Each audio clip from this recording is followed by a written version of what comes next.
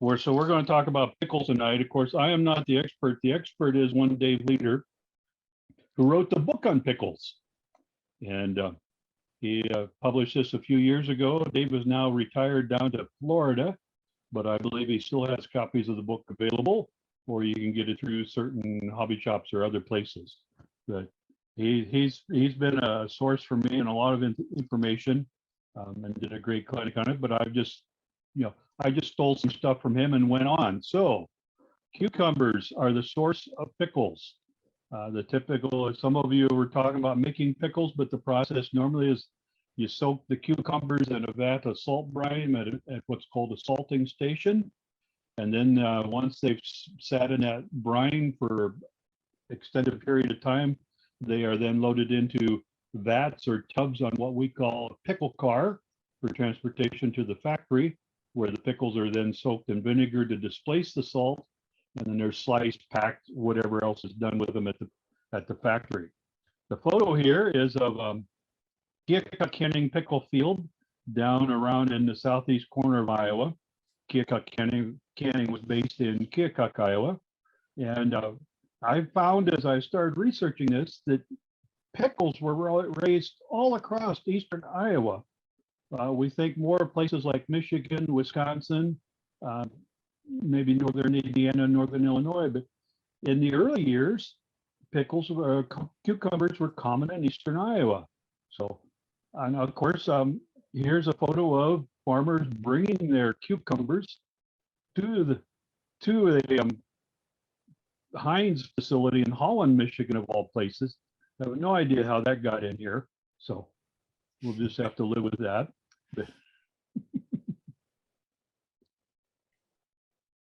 Here is more of a typical salting station. This is in Walker, Iowa, northeast Iowa, and you can see the wood tubs or vats. They've got a platform built around them, so the workers are up at the level of the top of the vats. You got a little bit of a shed here. You can see some ladies there who are probably in the process of sorting cucumbers as they come in by size to put into the different size tubs. Here's a photo of Waverly, Iowa, of a salting station that later was owned by Marshall Canning.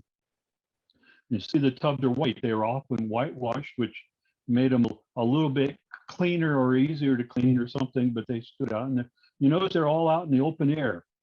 Sunlight helped a lot to dissipate any bacteria or other problems you might have with your cucumbers soaking in the salt brine. The other problem you had with open vats, of course, was things flying overhead and dropping stuff. And so there were a lot of pickle salting stations that were under roof, but then you didn't have the sunlight. So it was a topsy-turvy, your choice which you preferred to deal with the problem. Here we see them loading cucumbers into a vat. This is at the Heinz salting station. As you can see, this is a large open vat. So here is one that's under a roof. The roof advantage was you didn't get rainfall diluting the salt brine that the pickles are floating in. And you can see here the white scum that's floating around on top. And of course, all the baskets and stuff that came in. Here's how they got those cucumbers out of the vats. They just used a net, often a fishing net. This fellow is somewhere out in New York, a Mormon company fishing out the pickles. Here's a shot of a pickle car being set aside at the salting station in Keosauqua, Iowa. I lived in Keosauqua for a while, and so it was interesting to learn that there was a salting station there, and I even got to talk to a fellow who was a teenager, had the job of cleaning the vats out in the summertime. Once they got emptied of the salted down pickle cucumbers, they would drain the vat, and his job was to go in there and scrub the vat down and get it all clean for the next batch coming in. His family also raised cucumbers for the salting plant. So, and here is what we typically think of as a pickle car.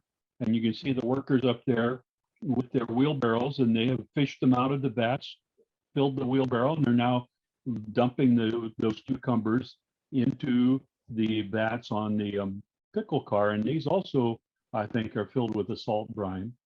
Notice over here, there's a plank going up to the top of the car. You can just see the edge of probably one of the vats. They just run the wheelbarrow up the plank and over and dump and then go back down. This happens to be up in South Dakota on the Northwestern.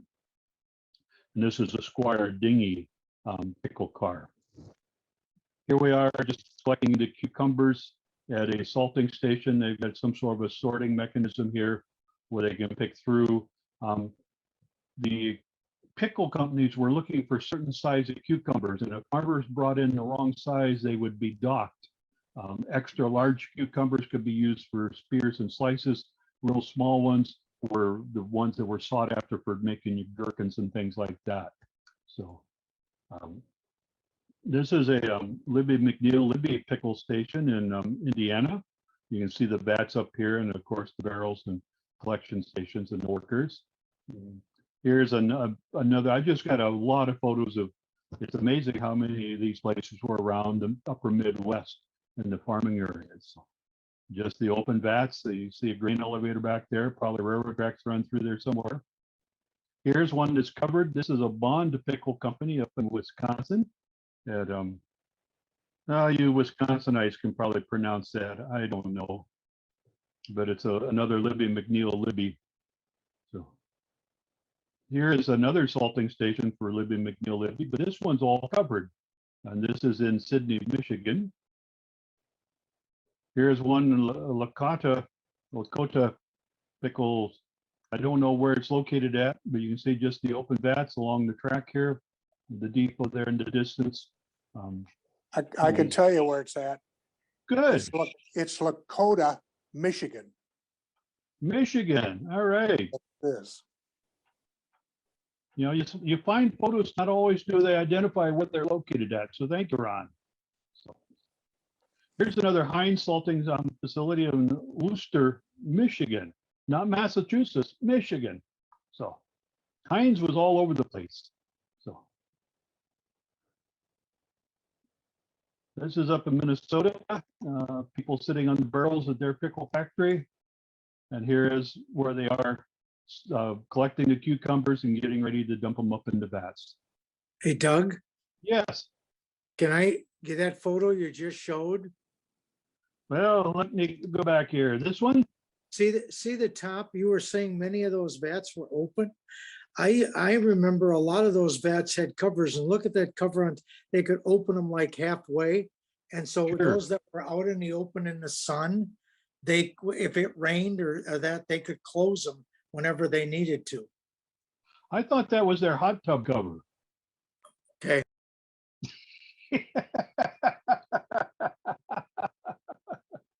Yeah, you're right. There's obviously some planks and covers up there for that purpose. So, you know, you'll have to read Dave's book to learn all about it. So, moving on. Here's one in Indiana. A comment about closing the cover. It was keeping the mice and rats out of it. Because I knew a guy who worked at the one up in Holland, and that's what he said. He said, after you work there, you'll never eat another pickle. And thank you, Ron, for that. So here again, you can see the vats, and they're squeezed in between the grain elevator and the stock pen. So they're very sanitary, of course. I mean, what wouldn't attract rodents between the stockyard and the grain elevator? That was on the Monon. Is that on the Monon? Francisville's on the Monon. I was down there 2 weeks ago. Okay. If I could make a point, the cover was to keep the pickles in the brine because they were buoyant at first, and it took a while for them to absorb enough brine to sink. So they would put the cover on, and it was under pressure too, because the pickles, they developed a lot of pressure when they were pickling. Okay. Thank you. I see Dave Leader has joined us. I did send him an email this morning inviting him to join us. So we'll let Dave chime in when he needs to. We'll move on here. Let's see what I got next. Here's a typical pickle car. This is from American Car and Foundry's photo collection that's now down in St. Louis, the Hyman Pickle Company out of Louisville, Kentucky. So, and they had several good photos of this car. So if you want to build a model, here's what they look like. They were basically wood bats on a flat car with a cover. So this is the Budlong Pickle Company.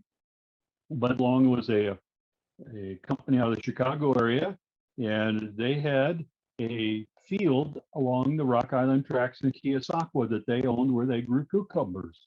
And so Keosauqua shipped cucumbers into Chicago. So probably in a car like this. This one's the Brown Miller Company car. You see the construction's all fairly similar. So another shot of the Brown Miller car. This one is Block and Gunderheimer, Long Island. And I just learned last week that Long Island was a large producer of cucumbers for pickles.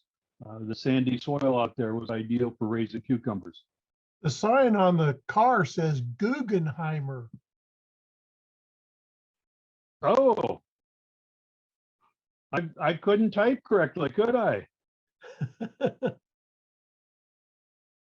Well, keep pointing out the mistakes I make, so thank you. I mentioned the Keokuk Canning Company. There's their pickle car. And then this one that's all blurry is actually a Pennsylvania Railroad pickle car.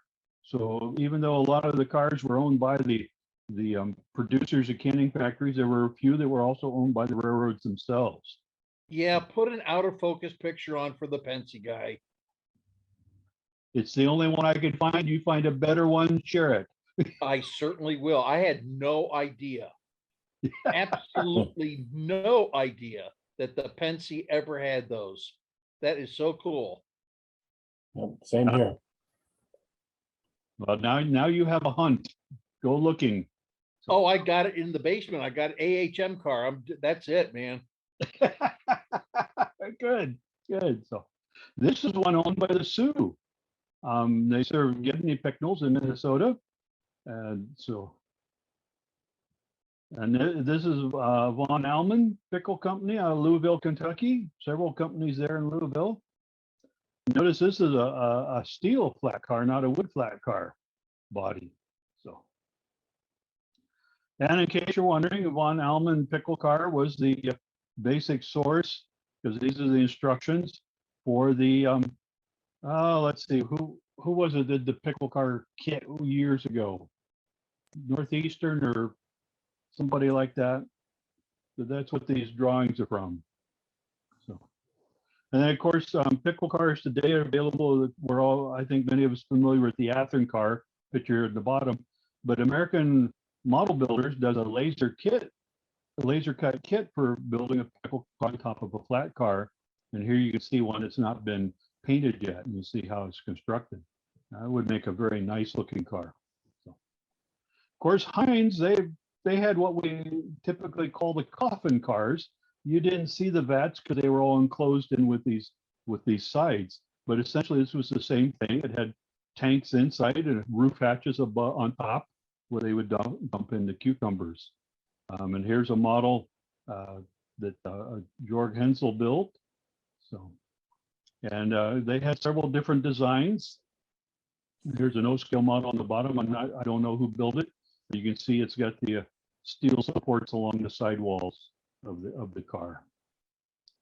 And here is a drawing from the collection of a Norm Wilder that there was at one time a SIG group for the Heinz company, and they made this drawing available, I believe. Here's a photo of some of the cars at the Heinz plant in Pittsburgh, if I remember right. You can see they didn't have round tubs, they had rectangular tubs that sat down inside the cars.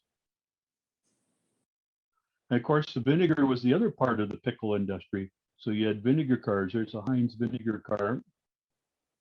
And there's another Heinz pickling vinegar, as it was called. Standard Brands was another brand. Oh, what happened here?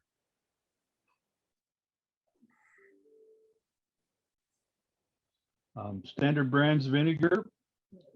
Your wife or your mother probably purchased Standard Brands vinegar at the grocery store. This car, I believe, is at a museum out in California. So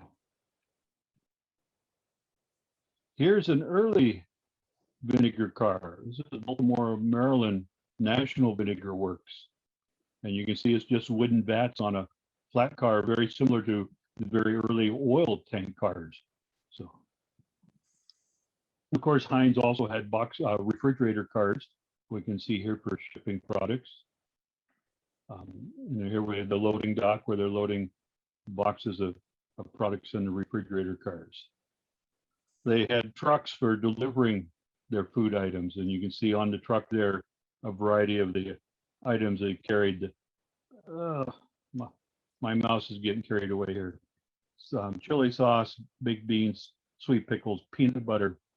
Now, don't recall ever seeing Heinz peanut butter in the grocery store, but I guess it was out there. So. Of course, here's one of their later trucks, a mid-50s Chevy, and some of their wagons. These are, there's a website out there with a lot of the Heinz history stuff on it, so these photos came from there. And I just love to see a team of horses with a wagon, and that's a 3-hitch there. Gedney's Pickles had their own delivery trucks. This is someone out in California is driving a truck with pickle barrels. He's got a truck followed by a trailer there. Owl Trucking Company. So here's some more photos of a factory up in Wisconsin, and then this is Benson, Michigan, the Freestone Pickle Company, their pickle car. So I think that's the wrong name on that. That's at Bangor, Michigan. Freestone, I think that's correct. Bangor, Michigan for Freestone. okay, I'll correct my label there because I was writing that based on what I could read off the photo. Yeah, And it looks like it might be Banger. It Well, is Bangor. It is. Thank you, David. It's still there. The company is still there. Okay, They don't ship by rail. I'm not from Michigan, so I don't know the geography. So you guys will have to correct me. And you're good at that, I know. So. Of course, down south, we also had pickle. Here's a pickle factory in Wiggins, Mississippi. Again, we got the standard pickle car there, some box cars. And this was the American Pickle Company down there. This is a close-up shot of that facility. This is in Burlington, Iowa. This is Burlington Vinegar and Pickle Works. I'm not sure if they were growing the pickles all under glass there or what, but they've got quite a greenhouse going. So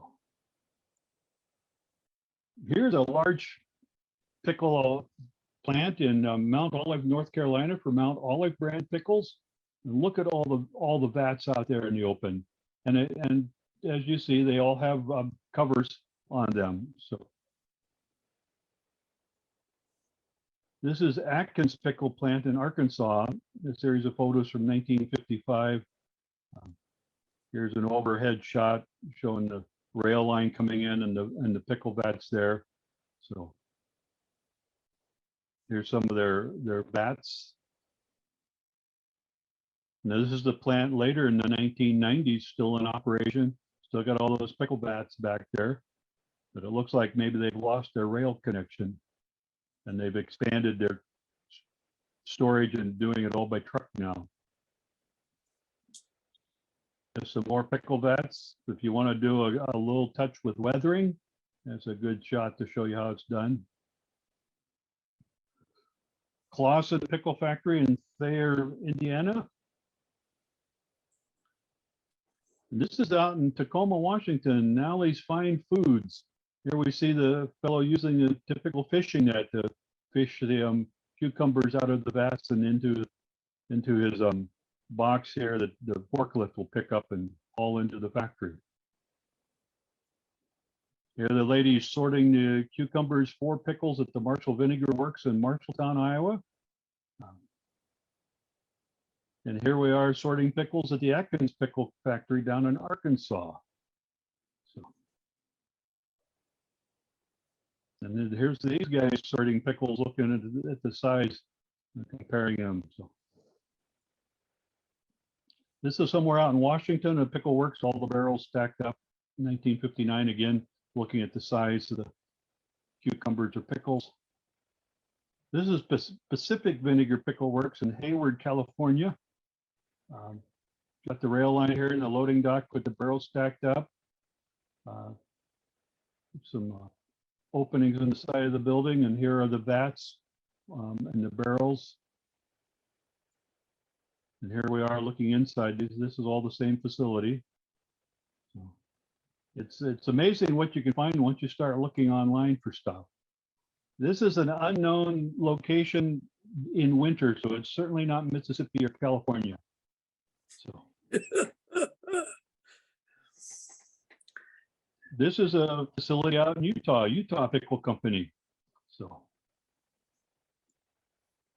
and Rockford, Illinois, their Pickle Works. Of course, here we are back to Heinz at Pittsburgh. They had a large facility there, and I do know that the first Heinz facility built outside of Pittsburgh, Pennsylvania, was built in Muscatine, Iowa, in the 1890s. Having lived in Muscatine for a while, they were quite proud of that fact. So, and here we are, Holland, Michigan, Heinz facility there. Here's another Heinz factory. Notice the sign here, the raised sign.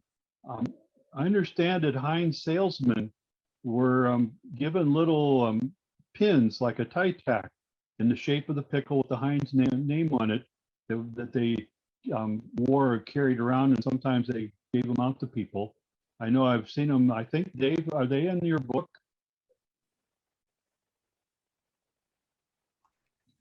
No, they're not, but I've seen them. They started giving them out at the World's Fair in 1893 in Chicago.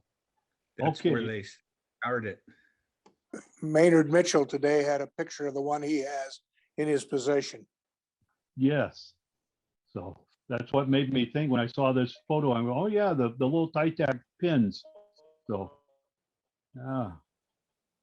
And here's somebody just sitting there resting after his hard work at the pickle salting station. So, of course, sauerkraut was another thing. You get the pickles and the vinegar, and then you get into other things that are pickled, sauerkraut being one of them. So here's the Stern sauerkraut vat that I came across. And then Midland vinegar and St. Paul. These are all related. If you read Dave's book, you'll learn about all the connections. So, and of course, this is another Heinz facility in Hawley, Michigan, I think in 1957. So just look at all the different roof lines and structures, the big brick chimneys. So just looks like the perfect thing that Maynard should build, right? More pickle vats, more pickle vats. Vinegar vats, North Rose, New York. I remember when we used to go down to Arkansas to visit the in-laws. There was a vinegar works there in Rogers, Arkansas. One time, a rail fan friend of mine asked my wife if she would take some pictures the next time she went to see her dad. And then it was a few years later, we were down there. It was all torn down and gone. So they were making vinegar out of apples down there. This is in St. John, New Brunswick, Canada. The McCready Limited, their pickle vats sitting out along the street. And here is another shot of their building. McCready and Sons there. And of course, Iowa's not left out. Here's Best Pickles, Ed Ziegler's in Ankeny, Iowa. So just up the road from me. Of course, Marshall Vinegar Company out in Marshalltown, Iowa. Vinegar and pickles were all part of the Western Grocer concern. You've probably heard me talk about Western Grocer in the past. So And this is their I think facility. on the slide of Ziegler or Zingler or Zinger, the name on the caption Zinger doesn't match Ed Zingler with an L. Yeah, again, my finger doesn't type well. Zingler, you got to put an L in that caption there. Yes, I'll do that. Okay. If you guys would all just snail mail me the corrections. I'll have to walk them to you, huh? There you go. Yeah, come visit. I'll put you to work on the railroad. So, this is the Marshall Canning facility in Marshalltown, Iowa. And these are the vats. This is a photo by Jim Sands. The lighter brick building back here is a Marshall Canning vinegar factory. You can just see in the distance here the Chicago Northwestern yard of Marshalltown. This is with the Schlitz sign on it. That's the old Northwestern Freight House in Marshalltown. For those of you who know Marshalltown, give you an idea of where we're located. We're on the north side of the yard, and there's the 3rd Street overpass. So here's another photo from Jim Sands of that same facility. Kind of a roofed over collecting area, and then the vats out in the open. So, of course, there are some models available. This is one that the N-Scale architect puts together. If you're into N-Scale, and then if you're into HO, American Model Builders has got this the G.R. Dill and Sons salting station. And of course, not that I'm trying to promote purchasing books, but there is an excellent book out there on the subject.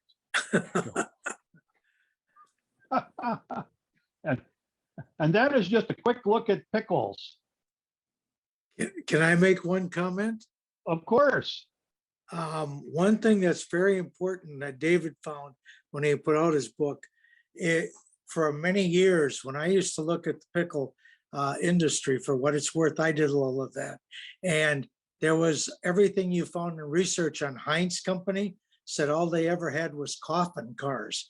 And when David first put out his book, lo and behold, he's got a photo of Heinz Company with the regular VAT type cars that almost all other companies had. So he blew away the myth that used to be in a lot of the research that Heinz only had coffin cars. David can probably comment more on it. I have a question. I can see how all the pickles get into those pickle cars through the roof hatches. How do they come out of those pickle bins? How do they get them out? I would assume the same way they got in there, with a fishing net and a guy on the end of the handle. Boy, that's a lot of fishing. Nets. Well, the Heinz cars look like they could just lift those tanks out of the car and dump them into the factory. Yeah, those square tanks make sense. But I was thinking somebody with they a, never did though. Maybe they use suction. yeah, because I can't see them fishing all those pickles out with a net. They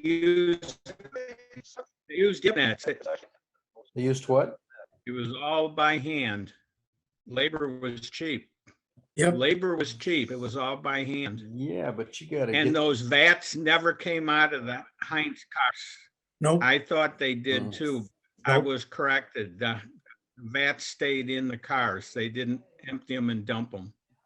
Correct. Well, there was one photo there of a coffin car with the tanks crossways, sitting on top of the car. So the tanks. They didn't were come out they of were those. they were rebuilding it. Correct. Yep.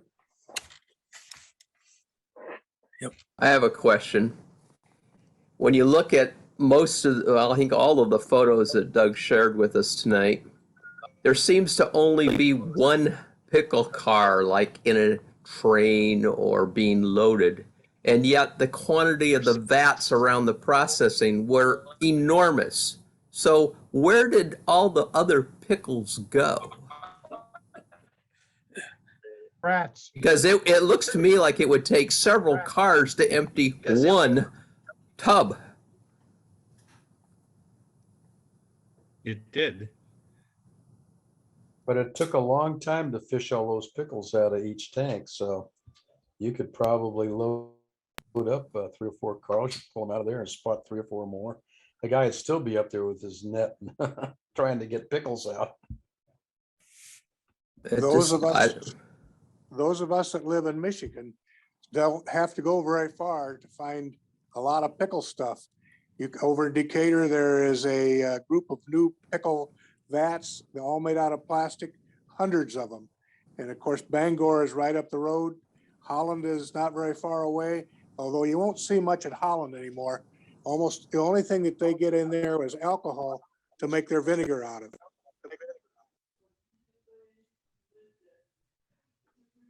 Well, there used to be one right across the river from us in Sodas, Flams. Yeah, I was just surprised when I started looking at how many of the salting stations were around eastern Iowa, clear all the way as far west as Marshalltown along the Emmett St. L area, and the Marshall Canning and Western Grocer had, as big of an interest in pickles, and then how many cucumbers were raised to feed that industry. So, I think of Iowa corn and beans. All the other stuff I just don't think about. So I wonder if that photo that showed a greenhouse was a pickle factory that grew its own dill. They probably were growing some cucumbers in there. I don't think they were growing their own dill. As a greenhouse man, remember, I've got a degree in horticulture. yes.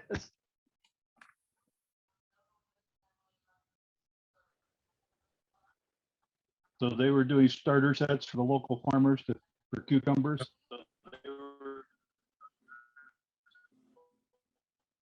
Yeah, so.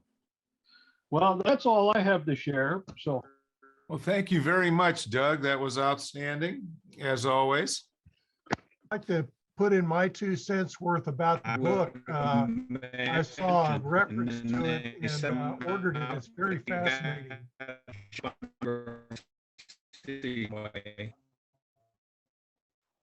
well, that's all. Okay, I think we had David and Brian both trying to say something, and I didn't catch either one. Yeah, same here.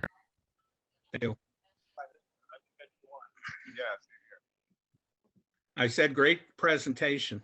Oh, very good. Yeah, and thanks for getting on, David. That was great to have you here. Right. All right. David, good to see you after all that long time. Oh, yeah. Outstanding. Hopefully, you. we'll get some renewed sales of your book based on our 21 attendees here. All right. Except you guys won't get them signed. Well, we might. Whoa. Yeah. All right. Next week, Seth Lakin is going to be on. And you remember Seth, he presented back, I don't remember how long ago it was. Seemed like it was maybe toward the end of last year. But anyway, Seth is going to present on Lakeshore and Michigan Southern brick depots. So he's got a clinic prepared for that. And so that'll be next week. And as always, if anybody's interested in presenting, just get a hold of me or Ron and let us know, and we'll put you on the schedule. So thanks for everybody for coming out. Doug, thanks again for stepping up with a great presentation on a topic that had come up on the email list this, I guess it was last week. Maybe it was this week. I can't remember. But anyway, lots of fun. And thanks everybody for attending. We'll see you next week. Hey, Doug. Now, I thank David for inspiring me. Absolutely. Yay, David. Yeah. All right. Good All night. right. Have a great night, everybody. Night. What a pickle.